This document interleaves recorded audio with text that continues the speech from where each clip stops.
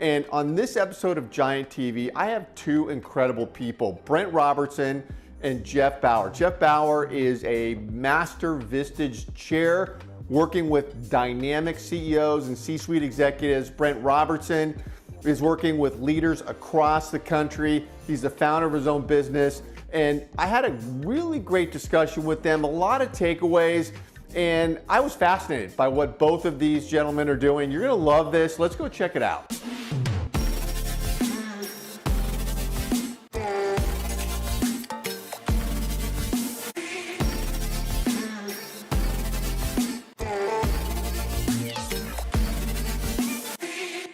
Hi everybody, this is Paul Hitchcock, founder and president of Giant Jacks Media. This is my channel, Giant TV, and I get to have really creative people on this channel, and certainly Jeff and Brent are no exception. Welcome both of you to Giant TV.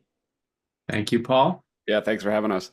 Yeah, I just want to get into this because we have a lot to talk about. And Jeff, I want to start with you. You're master chair for Vistage in the greater Hartford area, and you're also there, Brent. We're going to get into your focus, but I want to start by understanding what you're doing with your Vistage practice, and you have many groups. Tell us what's going on. Sure. So I've been a Vistage chair for 5 years now. I have 5 groups. I have 2 chief executive groups where I work with CEOs and business owners. I have a key executive group where I work with the next in command, reporting into the CEO or business owner. A trusted advisor group, which is an amazing group of people that I use as resources for my members when they have a need. And my newest group is an emerging leader group, the future bench strength of an organization. And I have to say, I work with amazing individuals in each and every one of those groups.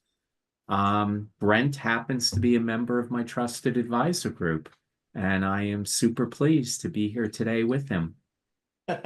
Very nice. Well, I've got to ask you, when you are bringing on new members to these groups, what is most important for you with the people that you're considering adding to your groups? Because I know you've got amazing people. Probably the wrong personality can really screw things up. So what are you looking for, Jeff, when you bring people on? I'm probably looking for a couple of major things. One is a growth mindset, recognizing that we can all learn, we can all grow, and that's what they want to do. As I'm looking for people that can check their egos at the door. I don't want big egos in the room. I really want it to be a safe space where we are all helping each other to achieve both personal and professional growth. Now that's interesting because you have entrepreneurs and founders like Brent in your group, and all of them, are in that position, which usually come with type A personalities. Right? These are people that are leading, doing things, that have people under them. Is it difficult to find those people that are open to letting others offer suggestions? And can you sniff that out early on, or does it really show up when they're in the group? No, I can sniff it out early on. What I will say is focusing on people with a growth mindset, they tend to recognize that they don't know it all. Their egos can get checked at the door, and they really are looking to be around a group of people that they can help and that can help them. Yeah, Brent, I'm just curious, your experience being in Jeff's group, is that, the way it's played out for you personally? Yeah, I think it recognizes that, and Jeff does a really great job of holding space for leaders, acknowledging that there's few venues in which you can really be honest and actually encourage, accountability, encourage people to call people out or call people in, those kinds of things, right. Just to have a sounding board. I treat it as my my board that I hold myself accountable to is sort of the way I frame it. So yeah, it's a powerful experience for sure. And it's a great place in which to, often engage in the lonely experience of leadership.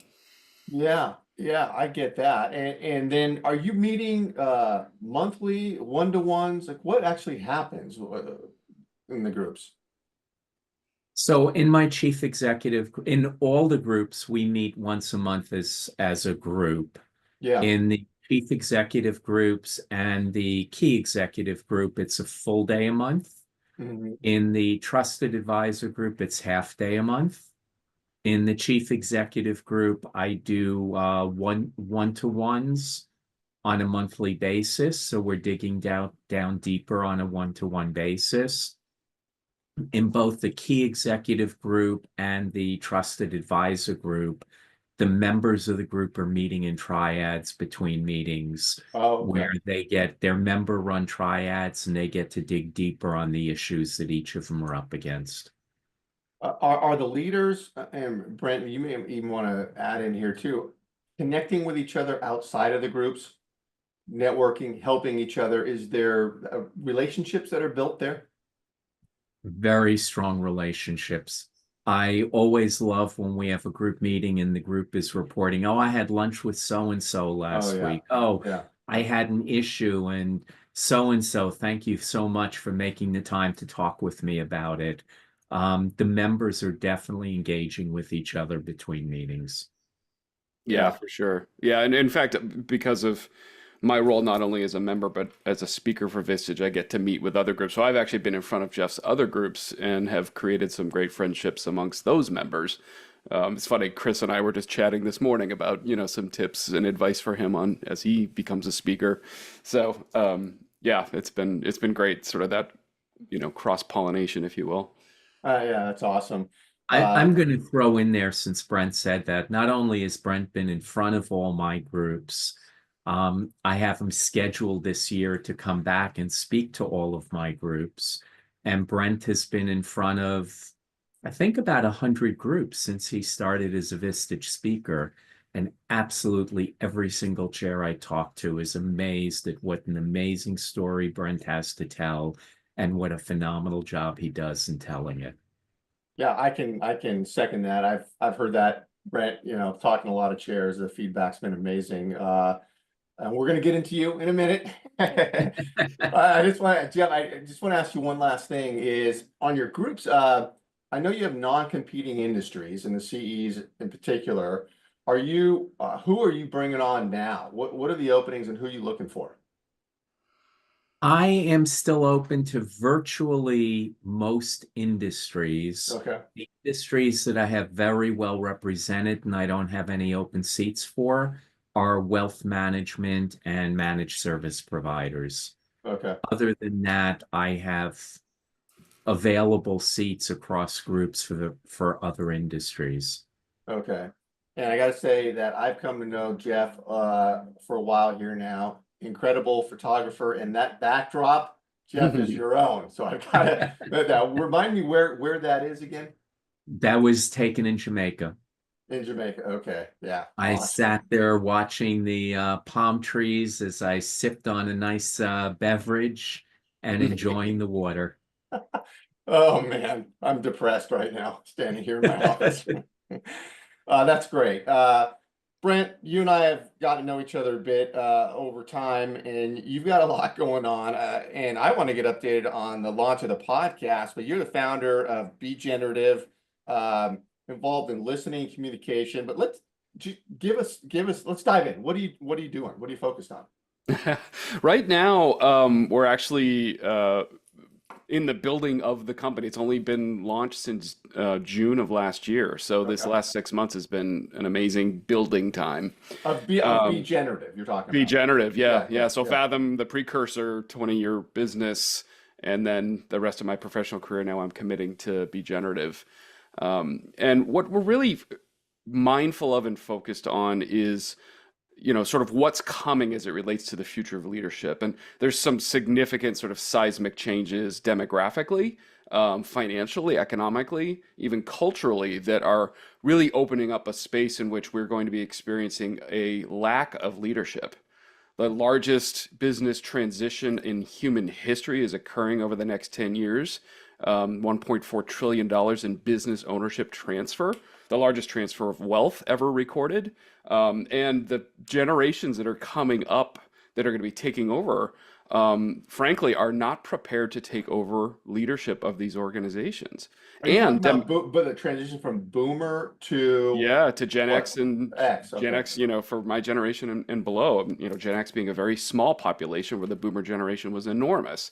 Yeah. So what also is happening is, and it's going to hit really hard in 2030, is we're really driving off a demographic cliff where we have and will have significantly less human beings in the workforce in the United Hmm. States. It's already Hmm. hit China and Japan really hard, and Yeah. it's going to be hitting us. And so what we're really focused on is how can we more rapidly accelerate the practice of leadership to prepare those to take over the organizations that we've created, which is really important as it relates to even standing up our own economy in the future.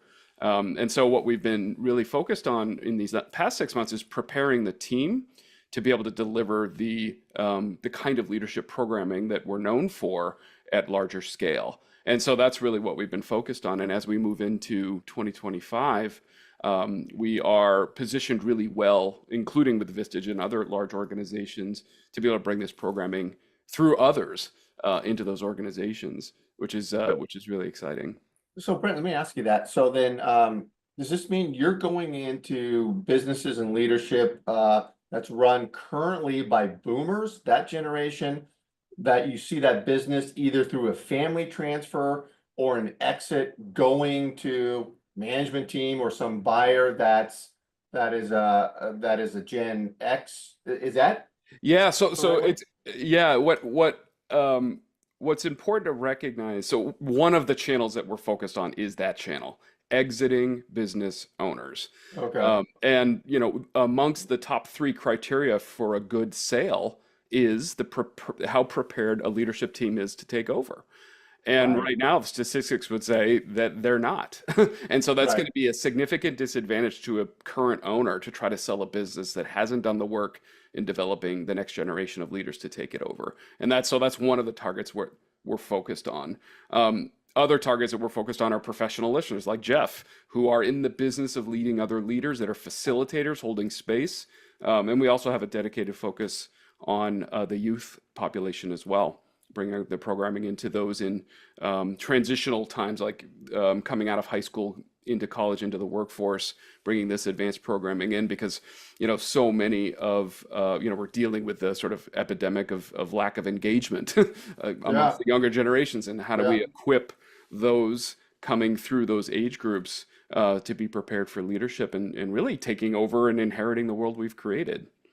What's interesting is, I mean, you probably know the stats. I remember hearing that the vast majority, staggering numbers of businesses do not make it to the next generation. Yeah. They don't. They got for all the reasons that you're involved with. It's amazing to hear good, solid businesses that just fail, even with the next generation. Is that Yeah, the true? statistics are pretty staggering. What one of my historic specialties is closely held family businesses. Yeah. I'm in the middle of three transitions right now. One fifth generation, another third generation, and if you look at the stats, those leaps usually aren't successful. And in this case, I've worked with these organizations over multiple generations, and it's been incredibly successful. It's a different approach that produces incredible results based on that fall off that tends to happen when businesses transfer. So what are you doing? Like when you go in there and you're working with the leaders, the management team, what does that actually look like as you're getting into the trenches? What sort of discussions are you having with them? Yeah.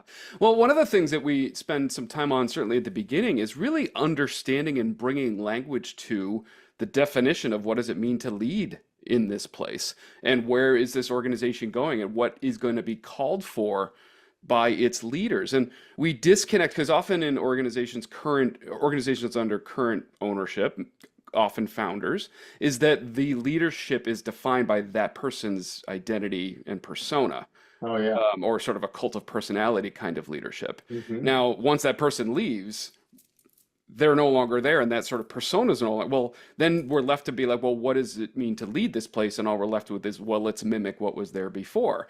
So what we do is really spend a lot of time bringing language and practice disconnected from the people individually to say what's needed for this organization to be successful and how do we grow into and aspire to live up to those ideas as a leadership team. Even writing a job description is what does it mean to be a leader at this organization? What's expected? What's hoped for? And even the idea that, being a leader of an organization is a privilege, not a right. And so if we treat it that way, how do we operate? And what we do over the course of 3 to 6 months is not just get those things in language, but get them in practice and regular check-in on building leadership muscle within the organization. So we do it in a couple ways. One is we'll work with an organization and develop a program specific to them. And then in other forms, we bring it to organizations through individuals attending a cohort. So Jeff is involved in a cohort right now where there are 5 other members of that cohort from different organizations working together to really deepen and really enrich their own leadership potential and capacity through that program. So individual leaders can take this on their own. It can be worked with leadership teams. And often I spend a lot of time coaching the current founder, owner, out of the organization, which is something that doesn't get enough attention paid to it, because for a lot of leaders, founders, they build their identity around their work. Yeah. And so if they're when that happens and we haven't done the work to really architect a next chapter, we tend to hold on. And that's one of the biggest reasons upcoming leadership teams fail. They were never given the chance to really experience the front lines of what it's like to lead, because the current owner won't let go. And they won't let go because so much of their identity is built up into that business. And if they haven't defined an aspirational next chapter to live into, it's hard to let those things go. So it's really about, hey, we got to set the dynamics in place, and then we need to give the team at bats at the real hard stuff to start building that muscle of what it's like to be in the front lines when, it all comes down to you. Yeah. I've seen that so many times, especially with the privately held companies. There's no, people just die in their chair. That's the mentality. I'm going to die working, as opposed to big companies that have succession plans and, all that stuff. Well, I wanted to ask you then, Jeff, in your work with Brent, the two of you, so that is about you understanding what Brent is talking about, so you can advise the people in your groups as opposed to your own practice and the succession of your own practice. Am I understanding that correctly? No, the work that I'm doing with Brent is really about me as a person and a leader, learning better skills, learning how to have better conversations. There's, for me, been a lot of self-discovery. Okay. It's really about me growing. And when I bring Brent into my groups, they get a piece of that so that they can see how much they could achieve and accomplish by working with Brent on a closer basis. I have members who, after hearing Brent, have brought him in order to work with their leadership teams in order to create a much better outcome. He actively is working with one of my members right now, and the reports I get is not unexpected. He's amazing, and they're really benefiting from the work they're doing with him. Yeah, nice, very nice. Well, one of the things I'm thinking about, Brent, as you were talking, is so funny because I miss the boomer generation by 1 year. So I'm technically an X. My kids say, my kids call BS on me. Boomer, boomer, boomer every time I say something stupid. But I missed it. I'm technically an X. But what do you see as the differences in leadership? Like what's missing with the younger generation versus the boomers who are running these businesses? These younger generation, the X's, and I don't know what's after that, millennials or whatever it is, but how is it different for them, or what are they missing? Yeah, that's a great question. I mean, the dynamics are complicated because each generation were brought up in a world that's very unlike each other. Yeah. And so those experiences of the world that we've created define our ideas and assumptions about what leadership is and what it isn't.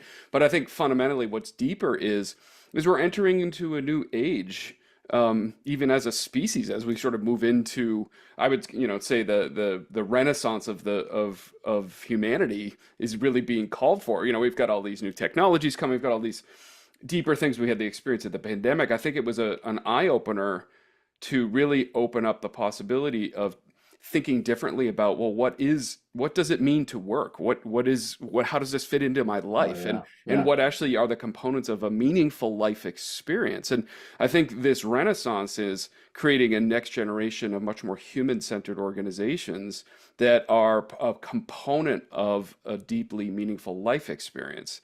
And that's something that we're really hopeful. We spend so much time in our professional lives.